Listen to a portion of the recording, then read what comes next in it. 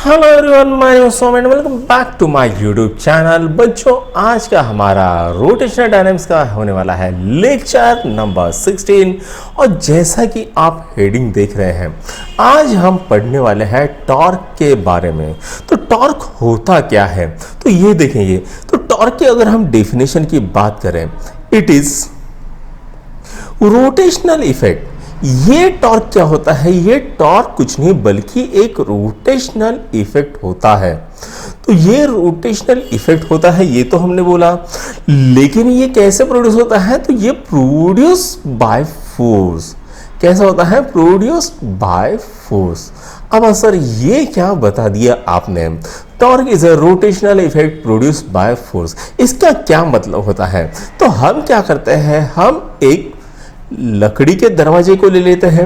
ये हमने बना दिया यहाँ पर लकड़ी का दरवाज़ा। अब ये लकड़ी का दरवाज़ा ऐसे ऐसे ऐसे ऐसे मूव करेगा। हम क्या करेंगे, यहाँ पर एक फोर्स लगाएंगे। इस दरवाजे को हम यहाँ से फोर्स लगाएंगे।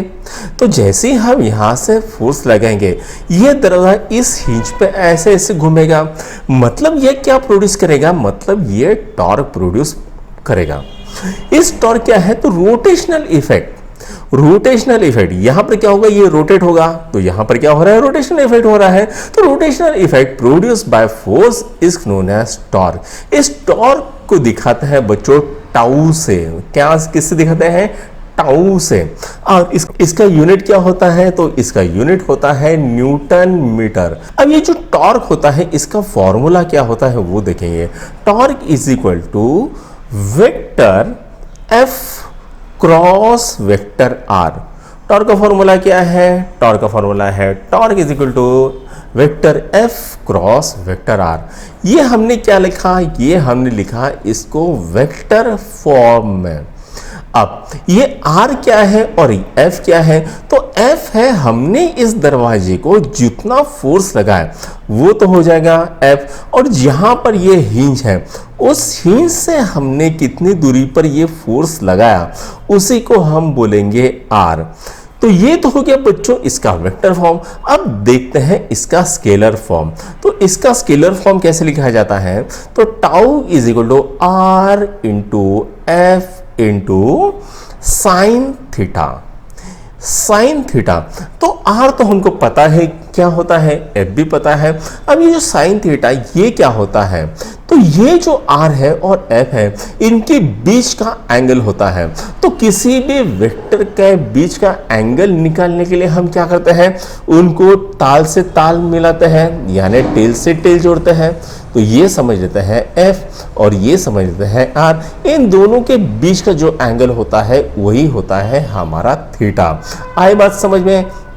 तो यहां पर ये तो हो गया बच्चों इसका स्केलर फॉर्म, यानी हमें यहां पर पता चलेगा इसका मैग्नीट्यूड। जो भी टॉर्क है इसका मैग्नीट्यूड हमें यहां पर पता चलेगा। तो ये क्या हो जाएगा? Tau is equal to RF sine theta.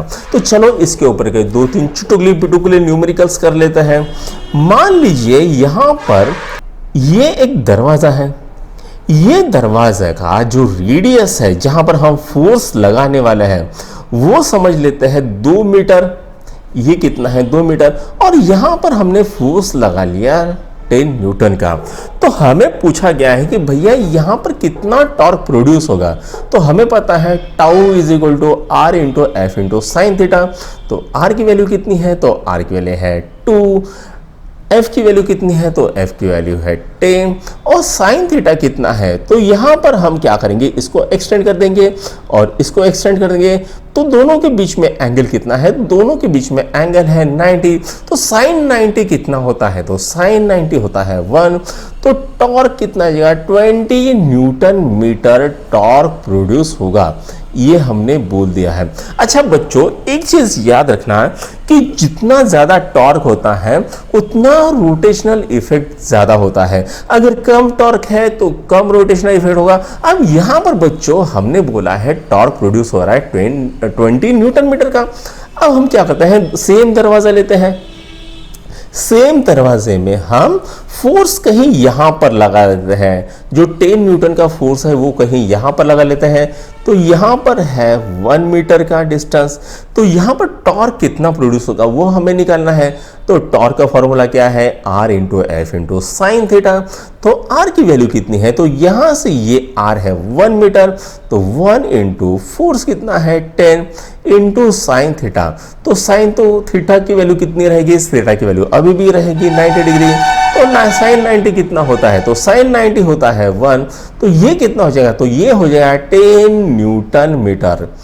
तो बच्चों यहां पर देखो आप, यहां पर आई टाउ की वैल्यू 20 न्यूटन मीटर और यहां पर आई 10 न्यूटन मीटर की वैल्यू आ गई। तो मुझे एक बताओ कि रोटेशनल इफेक्ट ज्यादा कहां पर प्रोड्यूस होगा, कौन ज्यादा घूमेगा। तो बच्चों जहां पर टाउ ज्यादा है वहां पर रोटेशनल इफेक्ट ज्यादा होगा।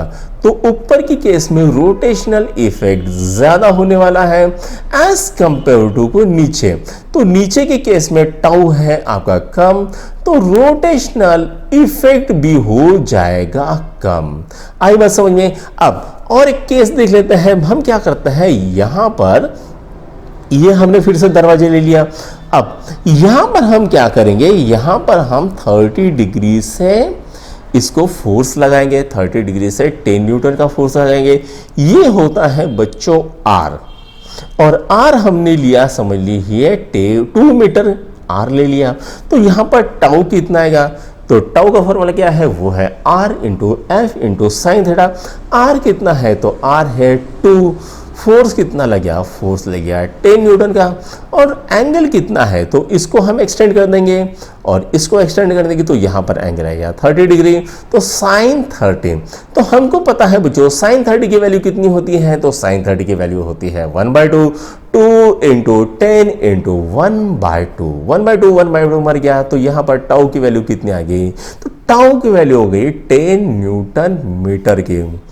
तो मेरे हिसाब से आपको तो ये समझ में आ ही गया हो गया। अब हमें देखना है बच्चों relation between torque end moment of inertia. तो आइए देखते हैं रिलेशन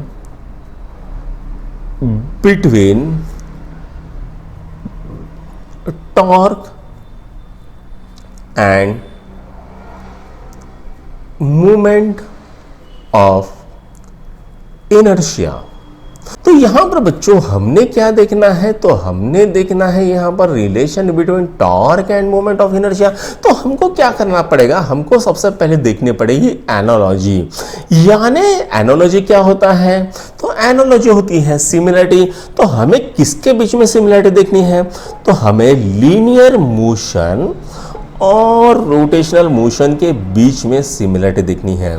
तो आइए देख लेते हैं लीनियर मोशन और रोटेशनल मोशन के बीच में क्या सिमिलरिटी आती है।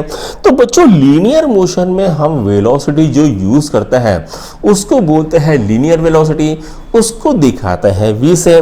और वहीं तो रोटेशनल मोशन में हो जाता है ओमेगा। ओमेगा क्या होता है, तो ओमेगा होती है एंगुलर वेलोसिटी। अब बात करते हैं एक्सेलरेशन। लीनियर मोशन में दिखाते हैं a से, रोटेशनल मोशन में हम दिखाते हैं इसको अल्फा से। अल्फा क्या होता है, अल्फा होता है एंगुलर एक्सेलरेशन। बात करते हैं डिस्प्लेसमेंट की। लीनियर मोशन में लीनियर डिस्प्लेसमेंट होता है जिसको हम दिखाते हैं एस से, और रोटेशनल मोशन में होता है एंगुलर डिस्प्लेसमेंट जिसको हम दिखाते हैं थीटा से। अब बात करते हैं मास की। लीनियर मोशन में मास को दिखाते हैं m से, और रोटेशनल मोशन में मास का इक्विवेलेंट होता है I, जिसको हम बोलते हैं मोमेंट ऑफ इनर्शिया। अब बात करते हैं फोर्स की। तो लीनियर मोशन में जो फोर्स होता है ना, उसी को हम रोटेशनल मोशन में बोलते हैं टाउ। क्या बोलते हैं, टाउ। तो टाउ का एक तो फॉर्मूला आपने देख लिया, वो क्या था, vector F cross vector R। अब हमको दूसरा फॉर्मूला देखना है, वो क्या है, तो वो है I अल्फा। क्या है वो है I अल्फा। तो ये tau is equal to I alpha, ये किसका एनालॉजी है, तो वो एनालॉजी है F is equal to mass into acceleration. यानी लीनियर मोशन में जो काम फोर्स करता है वही काम रोटेशनल मोशन में टॉर्क करता है। तो अब हमको क्या देखना है, तो ये जो tau is equal to I alpha, ये किस तरह से आया ये हमें देखना है। तो आइए देखते हैं इसका प्रूफ। तो जो प्रूफ देखनी है बच्चों, तो प्रूफ देखने से पहले हमें एक चीज तो ध्यान में रखनी पड़ेगी, और वो क्या है, v और ओमेगा का रिलेशन क्या होता है, v is equal to R omega होता है। s और थीटा का क्या रिलेशन होता है, s is equal to R theta होता है। एक्सेलरेशन और एंगुलर एक्सेलरेशन के बीच में क्या एनालॉजी होती है, क्या रिलेशन होता है, a is equal to R alpha होता है। ये सब तो आप लोगों को याद ही होगा। तो अब देखना है हमको प्रूफ। तो हम क्या करते हैं, हम लेते हैं एक ऑब्जेक्ट। ये मान लो हमने एक ऑब्जेक्ट लिया, ये ऑब्जेक्ट बना है बहुत सारे पॉइंट से, यहाँ पर पॉइंट है, यहाँ पर पॉइंट है, यहाँ पर पॉइंट है, ऐसा बहुत सारा पॉइंट है। लेकिन हम क्या करेंगे, हम सिर्फ 2 या 3 ही पॉइंट लेंगे। मान लीजिए ये एक पॉइंट है, ये एक पॉइंट है और ये एक पॉइंट है, बहुत सारे पॉइंट है, हमने सिर्फ 3 पॉइंट को पकड़ा है। इसको बोलेंगे पॉइंट ए, और इसका समझ लेते हैं मास है m1। इसका कितना मास है, m1। ये पॉइंट इसको बोल देते हैं b, इसका कितना मास है m2। ऐसे बहुत सारे पॉइंट है, ये समझ लेते हैं हमारा nthवां पॉइंट है, और इसका मास कितना है, इसका मास है mn। अब हम क्या करेंगे, यहाँ से एक्सिस ऑफ रोटेशन को पास कर दे हैं, ये पॉइंट है, यहाँ से एक्सिस ऑफ रोटेशन पास हो रहा है। अब ये क्या करेगा, ये एंगुलर वेलोसिटी से घूमेगा। यहाँ से ये जो पॉइंट है, इसका जो डिस्टेंस है समझ लेते हैं r1, यहाँ से इसका डिस्टेंस समझ लेते हैं r2, यहाँ से इसका डिस्टेंस समझ लेते हैं rn। अब ये जो घूमेगा, तो ये पॉइंट किसी फोर्स से घूमेगा, तो ये फोर्स समझ लेते हैं है F1। ये जो फोर्स है इसको समझ लेते हैं F2, और ये जो फोर्स है इसको समझ लेते हैं Fn।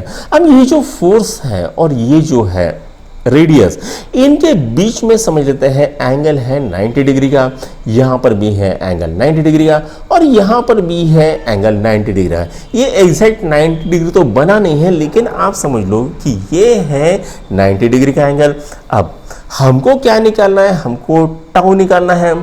तो टॉर्क ऑन मास m1 हम निकालते हैं, तो लिखते हैं टॉर्क ऑन मास m1, और वो कितना होता है बच्चों, तो वो होता है τ1 is equal to r1 f1 sine theta.